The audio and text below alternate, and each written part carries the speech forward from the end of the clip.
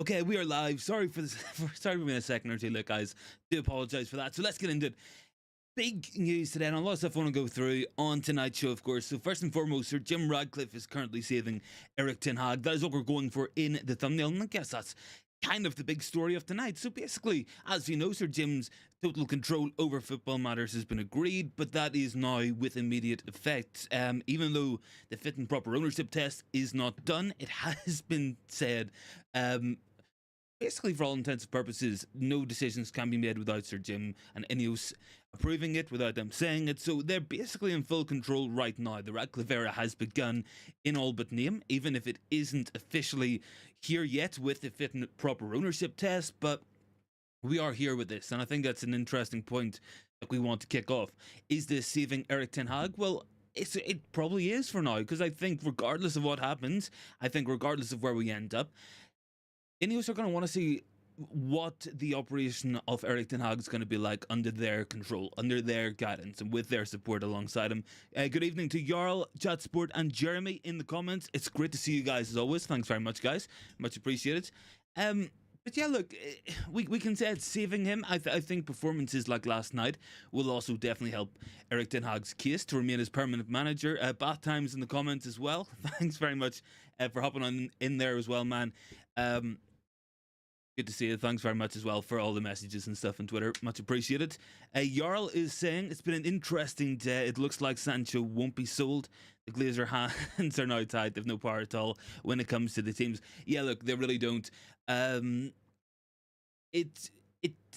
a long time, for the last couple of months, really, it feels like we've kind of been in standby mode. We've kind of been waiting for all systems to go. We've kind of been waiting for things to move. We're waiting for things to happen. I guess we can say we're not quite there yet, but it is kind of like we are heading in that direction now. Everything is now in operation. The ball is rolling on the Ratcliffe era. Is it going to be a good era, a bad era? Who knows? But it's certainly going to be a consequential one. It's certainly going to have a lot of consequences, and it's certainly going to be different to what we've had for the last 18 years under Glazer ownership. So I guess we're going to find out what happens, and we're going to find out what happens together. I think that's going to be key for this one. But look, guys, I'm asking you on the comments tonight, do you think Ratcliffe will get full control at some point? Because that really is one of the big talking points, and it's one of the big news stories really coming out, because basically within 18 months, it does look like there will be an opportunity for Sir Jim Ratcliffe to go on and purchase the full amount of shares from the Glazers and have full control, full ownership, full voting rights, basically.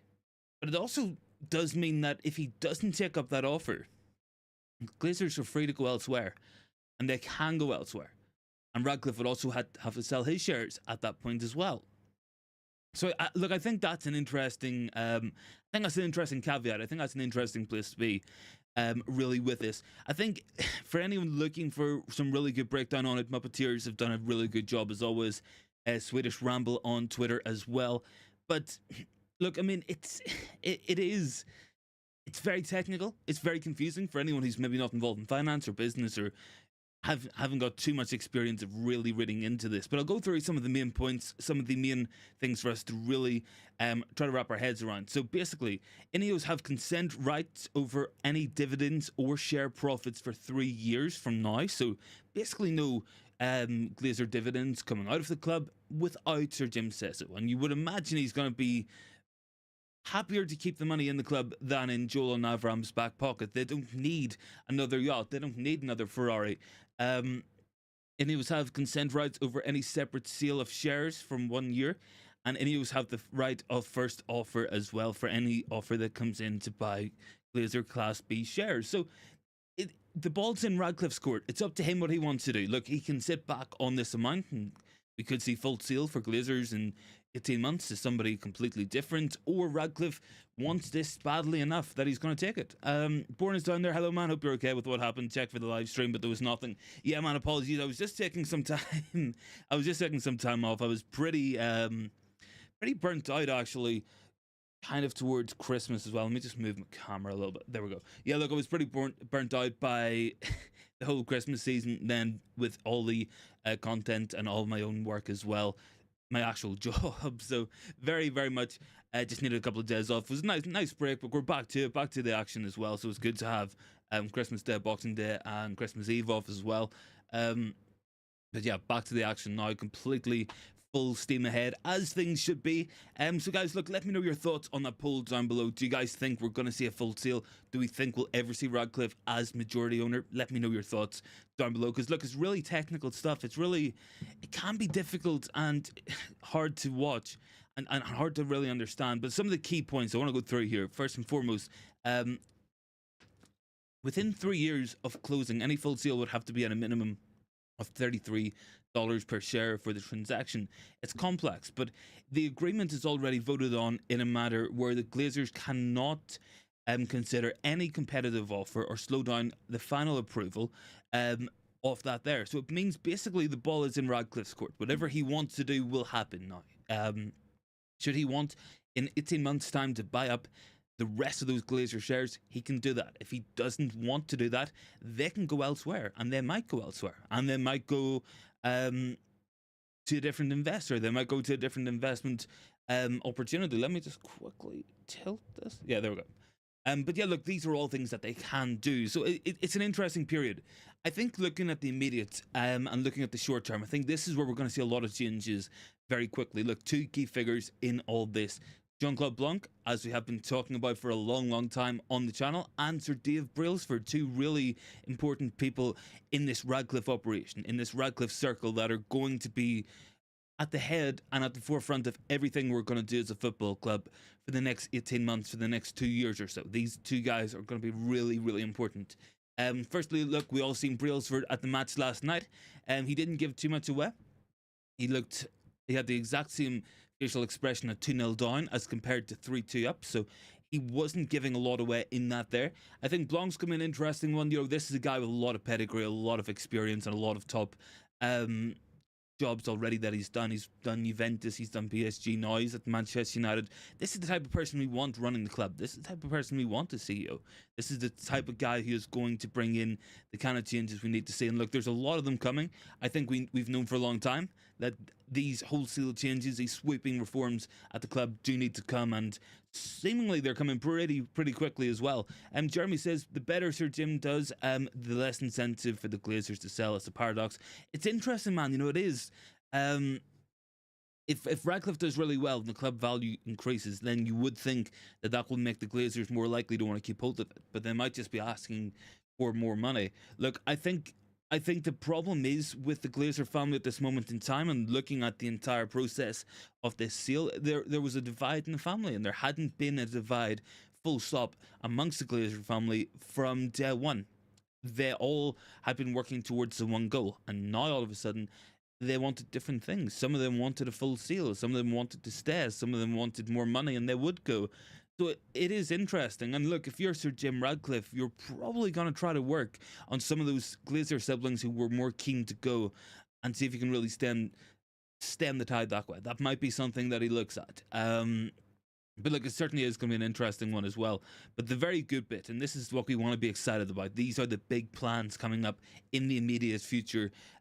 Sporting Control, the appointment and dismissing or accepting the resignation of directors of football, technical directors, managers, players, or any other subsidiaries. So that means that is all gone already to INEOS. That is why they are kind of saving Erik Ten Hag at the minute. He could go out and lose the next 5 matches, and by the time this control takes place and the fit and proper ownership test is done, then they might look at moving him on. But for the short term anyway, for the here and now, he is safe. Part of that is due to the INEOS ownership. Contracts of any kind for any players have already gone to INEOS as well, so we will not be seeing Anthony Martial getting a £300,000 a week deal like we might have seen if Woodward was in charge.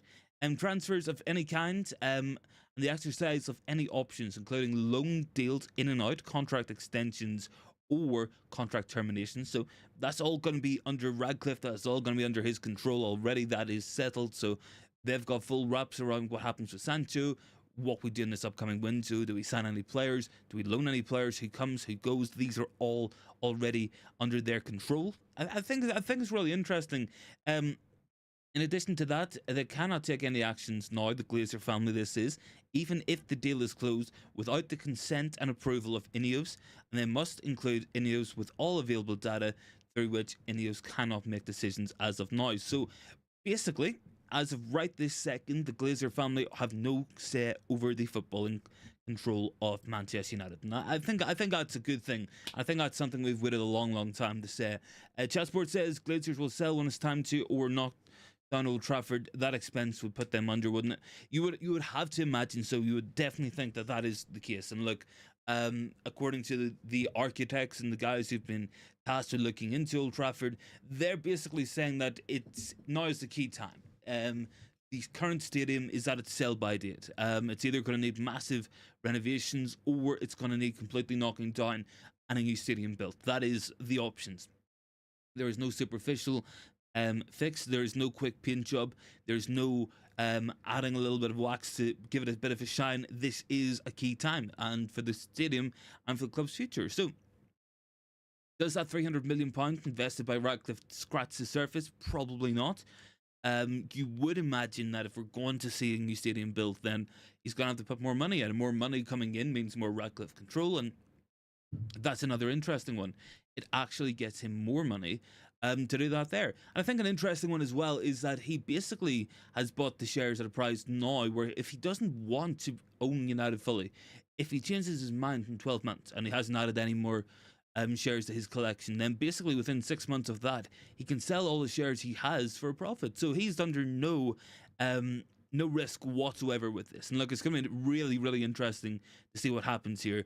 And I think the stadium's going to have a big part to stay in it. It's been one of the Glazer family's biggest failings across their entire ownership, is letting that stadium fall to pieces, to letting it get to that condition.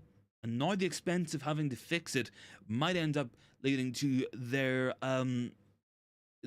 full departure from the club. That could be a key factor in what happens with the Glazer family across the next couple of months, the next couple of years. Certainly, look, in the short term, yeah, they're going to be here, and I don't think anyone's really happy about that. I don't think anyone really wanted to say that, but it does look like there's a clear path for us to get them out, and that is something that's really important. That is something that is absolutely vital. Because even during this takeover, there was no guarantee of them ever going. There was no guarantee of them ever accepting. There was no guarantee where to really get rid of those guys from this football club. Thankfully now, it's not. We're not in that condition. We're not in that position now where we are at their mercy. There is a path for full ownership, and it can only come from Ratcliffe, I guess, unless he is going to sell the club on to somebody else. Those are basically the only ways we can get rid of the Glazers at this time. Jarl says, I have heard that there's actually plans to knock down the stadium, but then there's also plans to increase the stadium to 90,000 seater. Yes, basically both of those seem to be plans. I think Ratcliffe and INEOS had the initial plan of trying to renovate the stadium and give it a complete makeover. Basically, fix the place up and expand the capacity, build the south stands higher, and have it connect with the other stands. And that basically would give us the 90,000 plus capacity that we would potentially have. I think Chatsport's saying a really interesting point there as well. Where do we play? Because basically what the model has been for most clubs, they seem to be building a new stadium, they seem to go elsewhere. Everton are one of the only teams who aren't really going elsewhere. Tottenham ended up, of course, at Wembley Stadium for a period of time. There's no other options really for us in the surrounding area. We can't go play at the Etihad. We can't go play at Anfield or Goodison Park. We can't go play anywhere else really. So I'm not too sure what the plan would be there. I really don't. Jarl says they would build a stadium next to Old Trafford and play there until the new stadium is done. Yes, they could do that. I think the problem you're looking at, though, is like the actual area around Old Trafford. It is kind of difficult for them to build unless they start tearing up the car park out the front. I don't know if that's the plan. I don't know if that's going to be what they would do. Look, there is talk of South Stand being expanded and basically going over the top of the rail web, whereas before the rail web had always prevented expansion. If we build a tunnel or something, maybe that's something that can be arranged. But of course, look, there's a canal and stuff. There's Gary Neville's got his own hotel right there as well. So look, there's a lot of things out there as well. Let me see, what is Bourne saying? Bourne says, I just think Ratcliffe can't afford to buy the whole club in the next 5 years because the Glazers will expect 10 billion. I mean, he probably can. Like, he could afford 10 billion now, I guess. And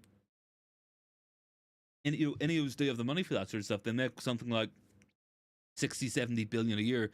Chatsport says car park most probably. Yeah, I mean, car park's possible. I mean, if it was the Glazer family there, we probably end up just playing in the car park. Maybe buy some AstroTurf down at B&Q and just put it down there and a couple of goalposts. That'll probably do us. Jarl says, if I'm not wrong, back in 18, Ratcliffe was worth 18 billion. His net worth has grown to 30. He's not some poor owner. No, he's not. I actually think he's got more money officially than Sheikh Mansour, who owns Sheikh Mansour, who owns Manchester City. I think genuinely you're looking at an exceptionally wealthy guy. Like, I mean, he'll be able to afford it. INEOS will be able to afford it. They earn something like 60, 65 billion. Like, Bourne says Madrid have fixed their stadium without shifting. Yes and no. I remember they played at the small stadium. I think it was like the Academy Stadium or like Castile Stadium. Whatever way it worked out, they managed to get a reduced capacity, and then they played at the Santiago Bernabeu for a while. And obviously, it's also that a lot of it closed off as well. But it's interesting to see what's going to happen there. Look, I guess we'll move on really quickly because we want to get talking about this next match for Manchester United. We're going to be playing Nottingham Forest on Saturday, the 30th, I think, 5:30 kickoff. Look, that's going to be a difficult match. Those guys turned up and put a real beating on Newcastle United yesterday, and you always get that when you manage your bounce. I mean, it happens so regularly. It really could be something that we have to worry about, is going to Nottingham Forest, which does seem improbable. But then again, we remember they went 2 up at Old Trafford back in August, and that was another match that we were fairly fortunate to win as well. Lucky enough we did, of course. We came back, we won that match. But look, it's going to be a difficult match, and these are the type of matches that we need to be winning. Beating Aston Villa last night was really, really good. Big comeback win. We probably should have lost that match. I think Villa kind of threw it away a bit, but overall, very, very happy with that match last night. I think when we're going to Forest, it's going to be a difficult game altogether. They are strong in the air. We seemingly struggle to defend set pieces. That's going to be a difficult match. And after that, we still have a decent run. We have to go and play Wigan Athletic in the FA Cup. Then we go and play Tottenham Hotspur. And those are the only matches in January. I think if we can get through the next couple of weeks and have that January break, that could be really good to try and nail down a system for the end of the season. For the run, and a lot of football still to come after January. And that sort of time off could be absolutely vital for what we're going to be doing across the rest of the season, because we do have a lot of difficult matches coming up in February, March time. Going to be important. Chasport says we saw the 25% ownership bounce last night. Yeah, we did. We played good for 25% of the match. That was the Radcliffe. That was the Radcliffe quarter anyway. Let me just quickly shoot this up because I want to double check one thing, because when we're heading into the January time, it's going to be a really interesting time. Look, we're going to be losing some players to the African Cup of Nations. There's potential Wan-Bissaka going and playing for the DCR. Of course, Onana probably going to go play for Cameroon.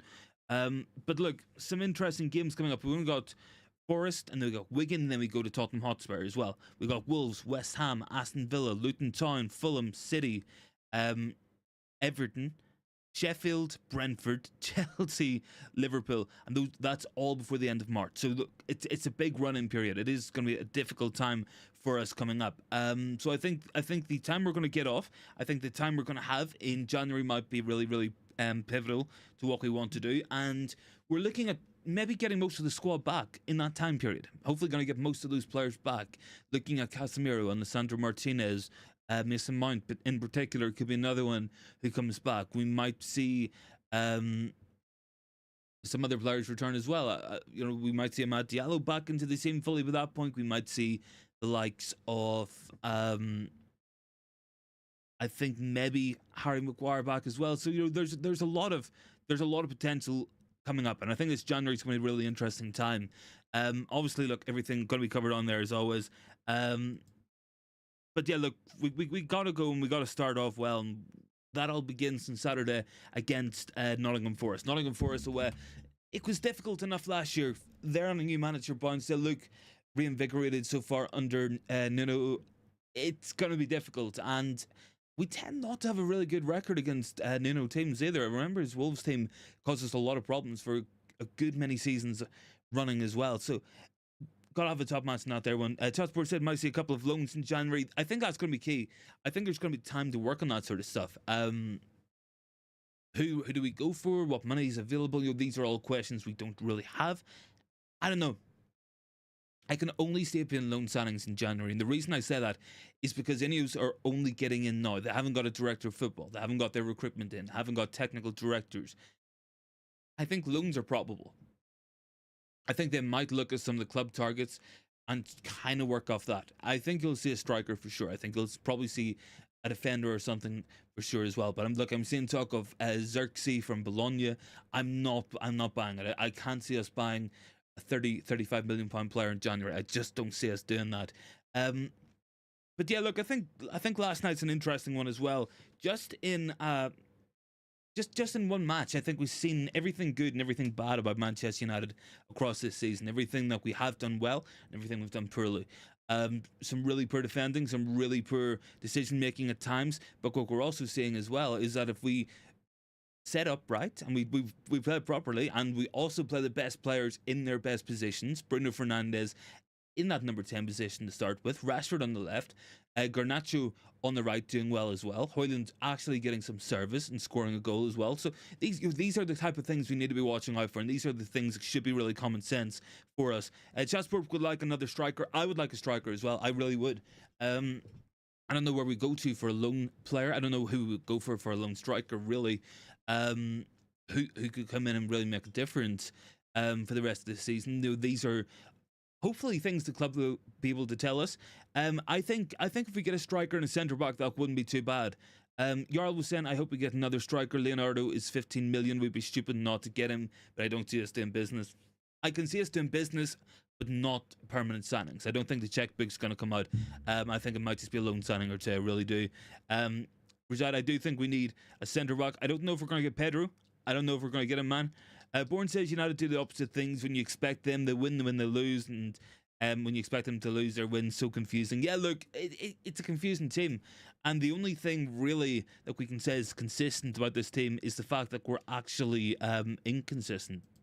We're consistently inconsistent, and that's basically all we can put at this point.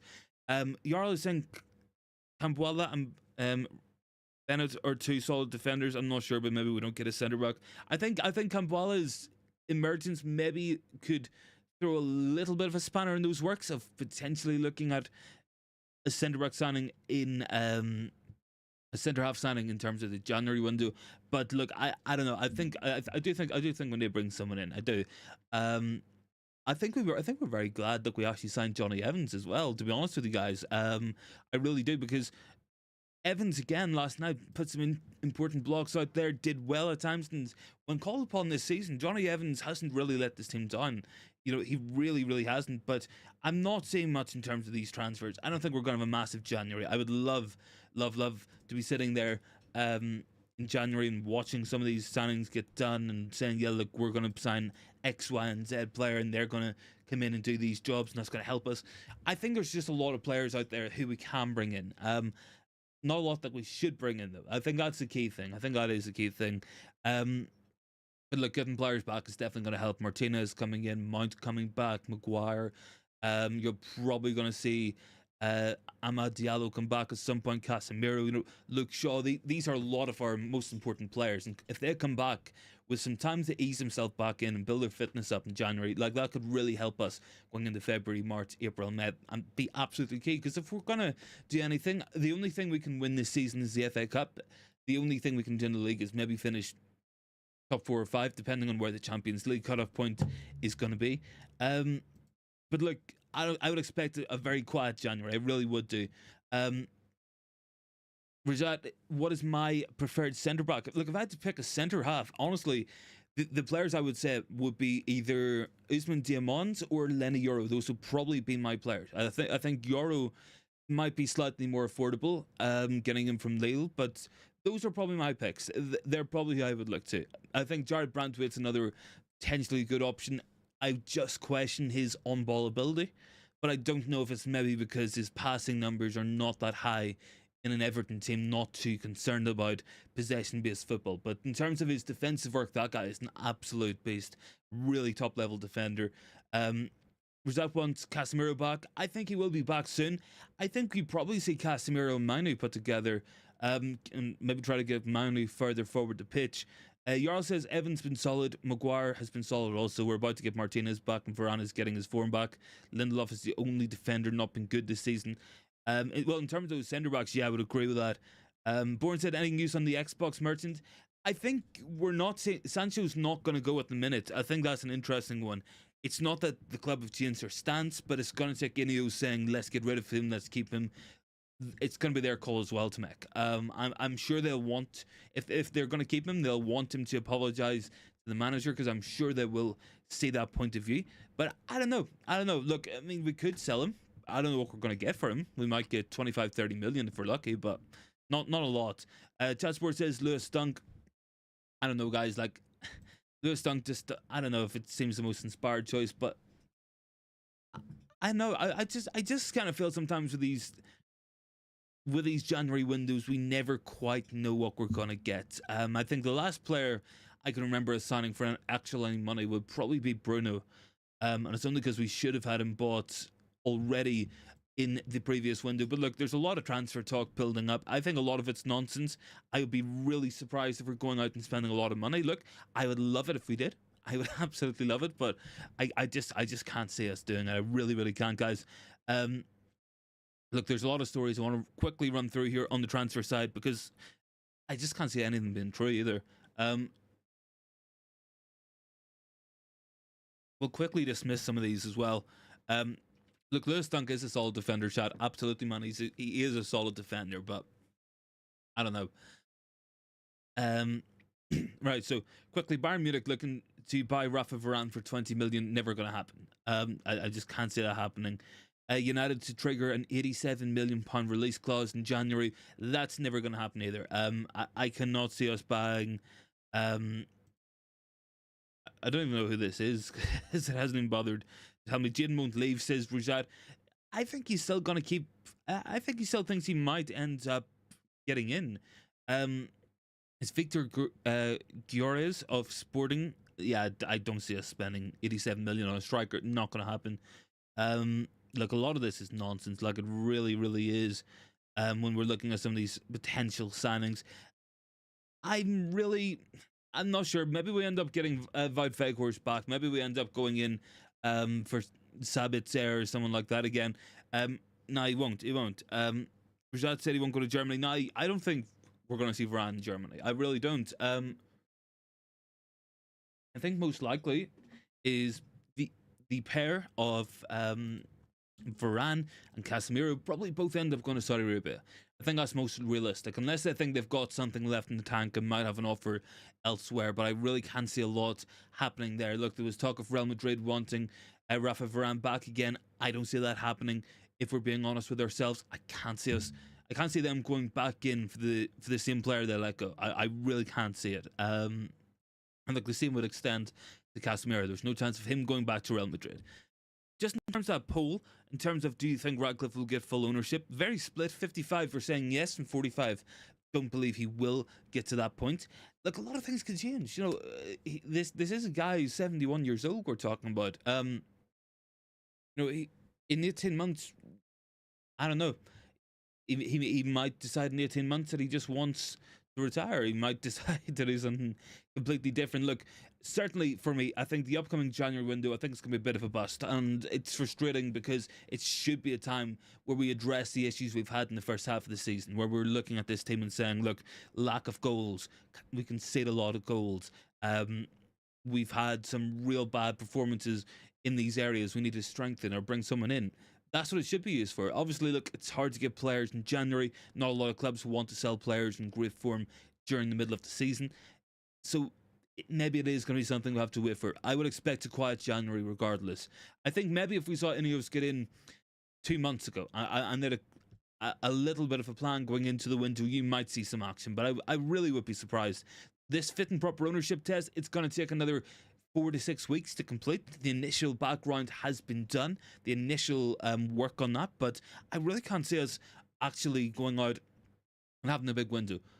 I can't see the Glazer family working well enough with Ratcliffe right away, and those within the club who might already be losing their jobs, who might be on the chopping block. I can't see that working out either way. I really can't. I do think that this could be interesting, and I expect hiccups. I expect bumps in the road. I expect there to be issues here and there, and I expect some of it to be a little bit rocky at times. It mightn't be the smoothest of sailing at all times, and especially with what's coming up as well. Because look, difficult decisions are going to be made. There will be people in that club right now who will not, and under any circumstances,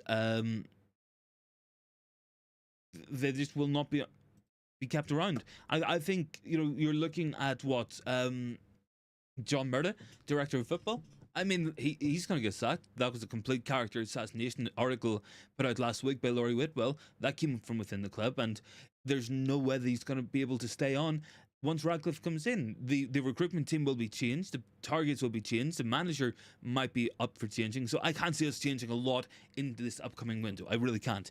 Do I think we might be in a position in summer to have a big window? I really hope so. I really hope we have a massive summer transfer window. And look, what I will say is I don't think we're ever going to be in a position where we're going to spend 250 million pounds in a window. I think if we spend 150 million pounds and we spend it well, I think that's much more impactful than pissing 200 million pounds up the window, what we have done for the last 10 years. All the other Premier League matches are underway as well today. Bourne is down there. Imagine a front three of Garnacho, Hoyland and Greenwood. I think Greenwood's another situation that's going to need resolve. There has to be a decision there. There has to be something done there, and you would imagine it probably will be the INEOS team coming in who are going to deal with it. What their plan's going to be, we don't know. We don't know if they're going to want to try to bring him back in, whether they're going to want to get rid of him. Where is that going to sit as well on the pedestal, and where's that going to sit in terms of the ideas? What is going to happen with missing Greenwood? Because look, I can't see him coming back. I really can't, if I'm being honest with myself. I think last night we've probably seen what I would like to see the front three for the rest of the season to be. Hoyland in the middle, Rashford on the left, Garnacho on the right, Bruno in the number 10 behind them, Kobbie Mainoo, and then either Eriksen, maybe Casemiro, or Mason Mount when they come back. That's what I think the midfield and attack's got to be. I think you got a lot more out of that.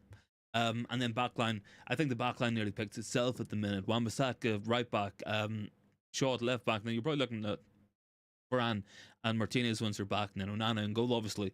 But look, a lot of interesting things. I hope that we don't go back to what we were doing before. I hope that it's not like Liverpool, where we stumbled upon how effective a double pivot of Amrabat and Manu wasn't a big match, really give us a lot of protection, and then we just abandoned it to go to West Ham to play Scott McTominay in there, and then we ended up getting smashed in that match. I hope we don't repeat that. I hope Ten Hag can look at it and say, look, there might be something in this. Garnacho on the right hand side, Antony's not done anything all season long. We've not seen anything from Rashford on that side. We can't put Bruno there. It doesn't work. We don't want to put Mount there. Let's try Garnacho there. That has to be the plan. Try Garnacho on the right for an extended period of time. He's got the movement. He was getting him behind last night and he got 2 goals. And then Hoyland in the middle, of course, as well. Want to see more service, that guy. I think that goal will do him a lot of good, and I hope he goes and has a really good match against Nottingham Forest. I think he could do. Despite their new manager bounce, look, they do still have a lot of issues in that team. One of them certainly is still defending, and they were getting transitioned a lot by Newcastle, and I think we're better on the transition and on the counter-attack than Newcastle are. In all fairness, so certainly, look, there's ways we can hurt Forest on Saturday. There's ways we can get at them, and there's ways they can get at us. They're good in the break too. They've got some good players. They'll be out with a point to prove. It will be an interesting match. I'm looking forward to covering it as well. Any more thoughts, guys? Make sure to drop them in down below. And if you guys haven't already, would really appreciate it if you guys could drop a like and maybe hit the sub button as well. If you are new, it really helps the channel to grow as well. Really do appreciate all that support from you guys. But yeah, bath time's on there. Alejandro only really started playing well when Lucas Digne went off early second half. Does that concern you with him? Yes and no, maybe. I think his runs were good. His choice of selection was good. He does seem to have that ability, to go inside and go outside. Most of the time he wants to go inside, but when he stays wide and he comes inside, even on that right hand side, he did well. Was it a case that a good left back and Luka Dean was kind of marking him out of the match in the first half? Maybe. I mean, maybe you could make that argument, but even at that, I still think he was having glimpses. I still think he was having moments. His first half probably wasn't as impactful. Obviously, didn't get the 2 goals, but I think you could see some more of Garnacho on the right hand side, and I'm not too concerned. Look, he's more used to playing on the left. He's probably still filling out that role, but I think in terms of effectiveness, it certainly was there. And if it wasn't, if he timed his run a little bit better, he would have had a hat-trick last night. He would have got the 3 goals, obviously.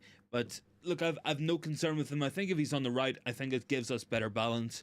And it gives us something different as well, because having a right footer on that right-hand side means they have to try cross it, or they have to try past it. We've not got Højlund involved in the game at all up until that point. We didn't get Højlund involved for many weeks at all in our play.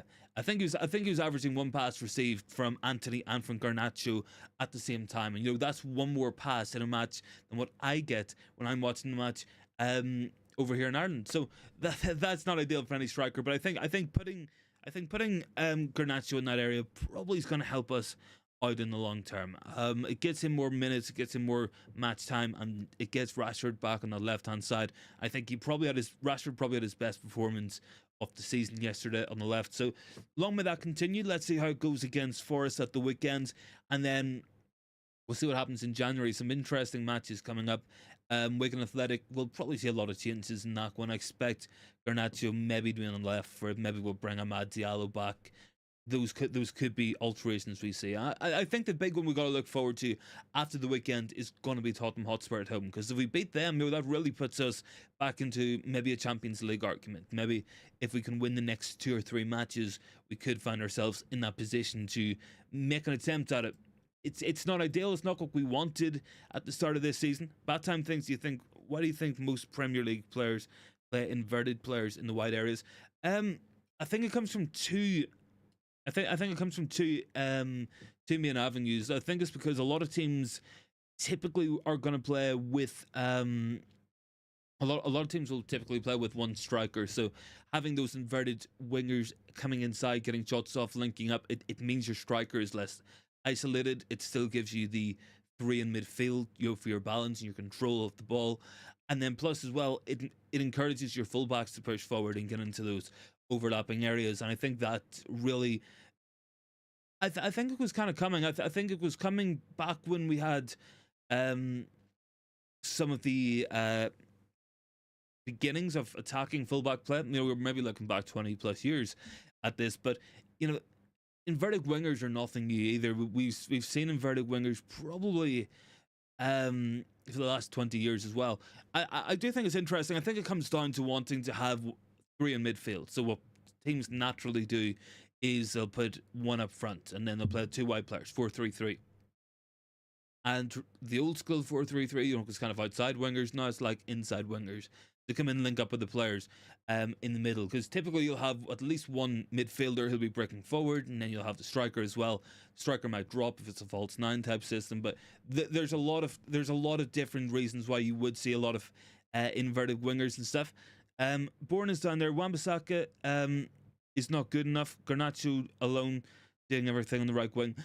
I think yes and no. I think Wan-Bissaka's always struggled really with getting involved and what he does on the ball. He's not like a player who's going to get a lot of assists. He links up well. He does offer himself on the underlap and then on the overlap as well. He does offer himself in those positions. I think maybe if we got more on the ball from him, I think Dalot maybe does slightly more in terms of being a focal point in the attack and being someone to turn and receive the ball and pass it and play it around a little bit. But I still think both right back options are. I still think they're lacking something. I do think right back's an area I would like to see strengthened in the summer. That would be my plan if we could. I think that would be maybe an additional signing, maybe one we don't necessarily need as much as another centre back or another number 6. Maybe some more forward options to get more goals into the team. But certainly it's another area I would be looking at if I was Erik Ten Hag. But I think centre back's a key one. I don't think we can rely on the centre backs we have to stay fit between Lindelof, Maguire, and Varane. Obviously, been issues with Martinez fitness all season as well.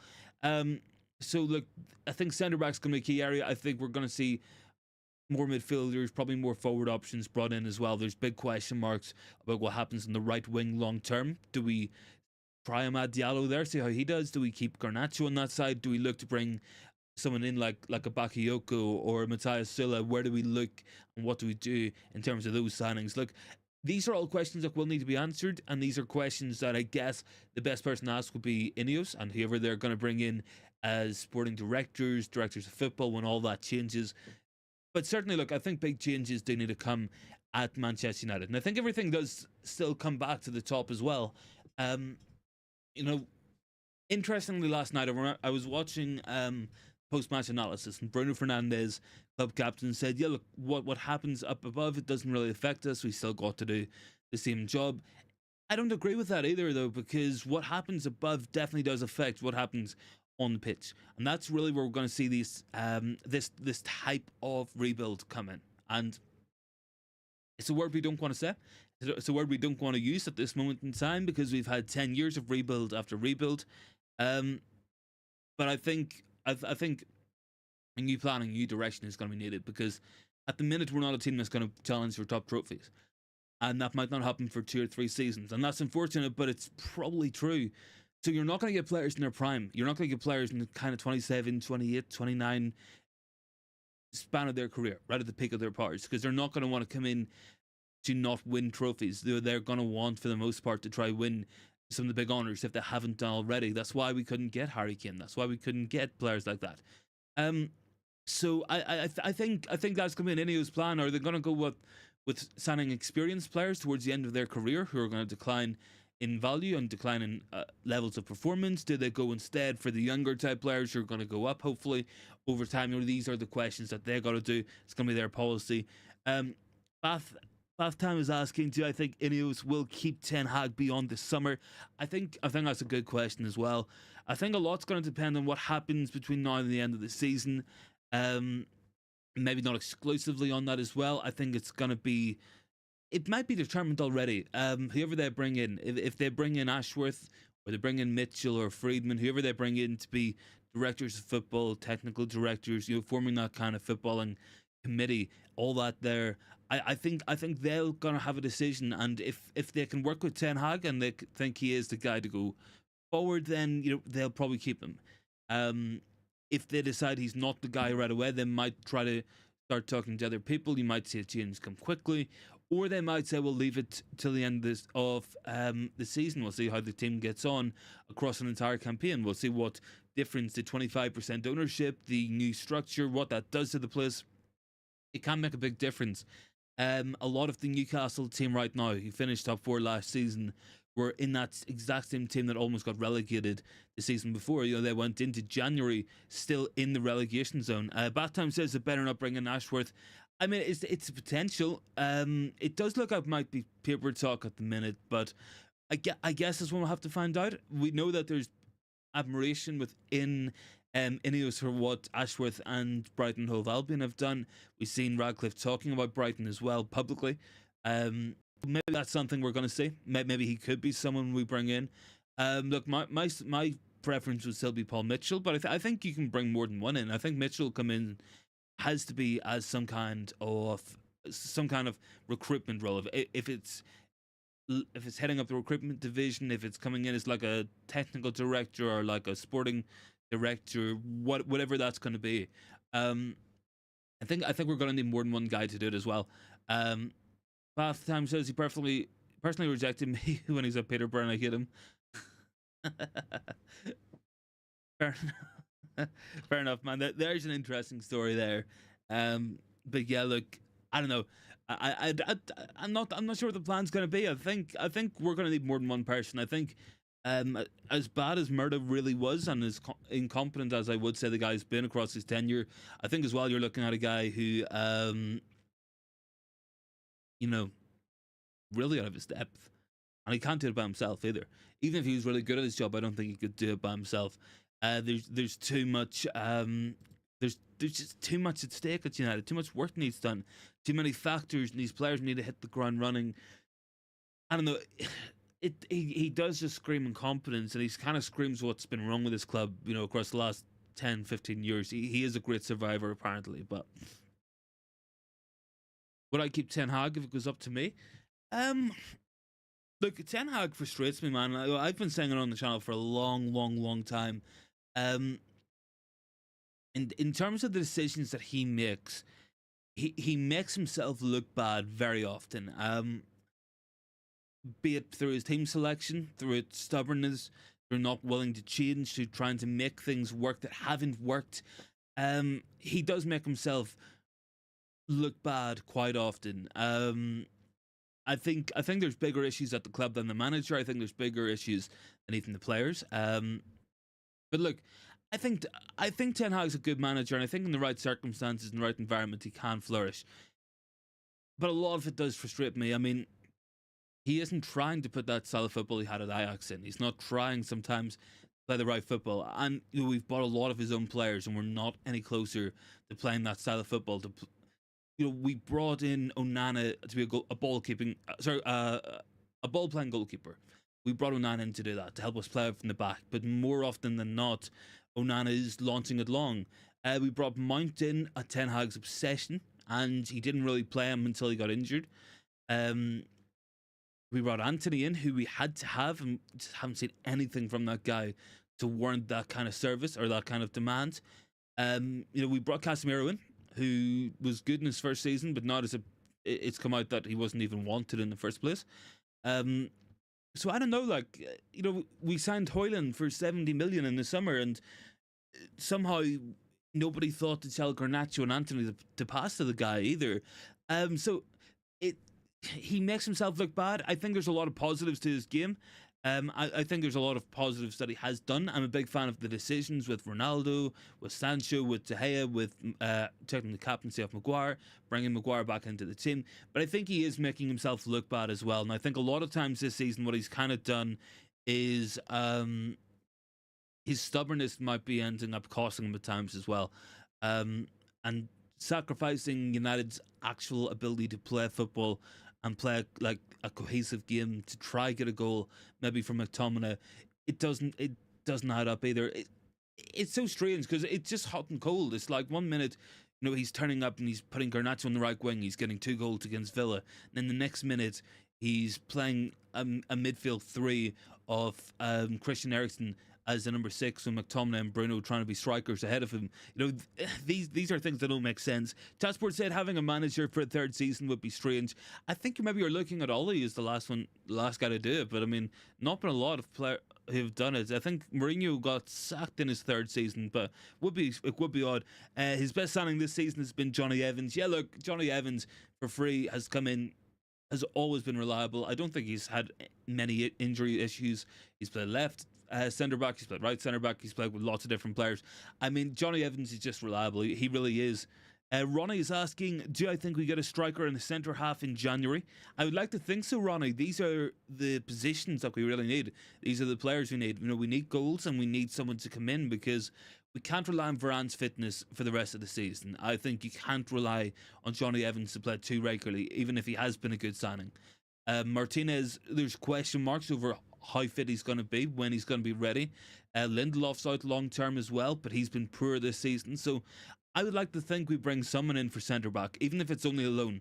And I think we say that we don't want loan signings, but I think that's most likely, because whoever we bring in now is not going to be the first choice or second choice or third choice targets. You don't get the big players in January. These deals don't really happen. We can look at Tobato from Nice, but I can't see them wanting to sell him one of their more important players when they're maybe going for the French league this year. I can't see that happening either. So look, certainly decisions need to be made there.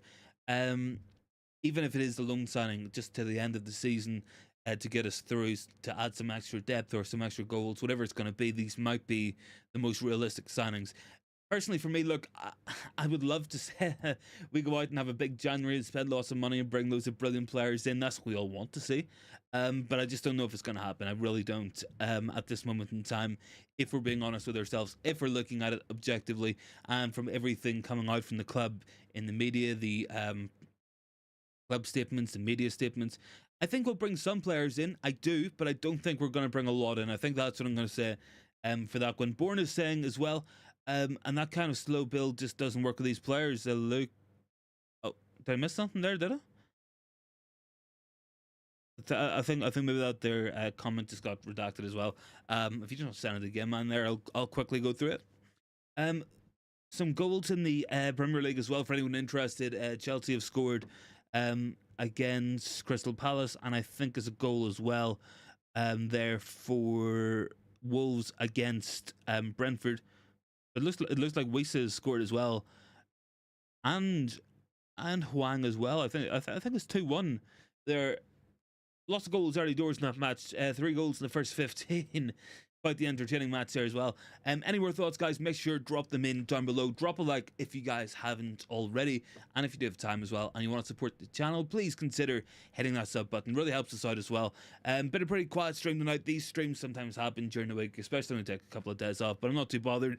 It has been really good to be talking to all you guys as always. I think we'll just leave the stream here, but I will be back on tomorrow as well, and I'll hopefully have some videos coming up very soon, getting some interesting new equipment to help me make some more videos as well. So that's gonna be a good one. So looking forward to that there one.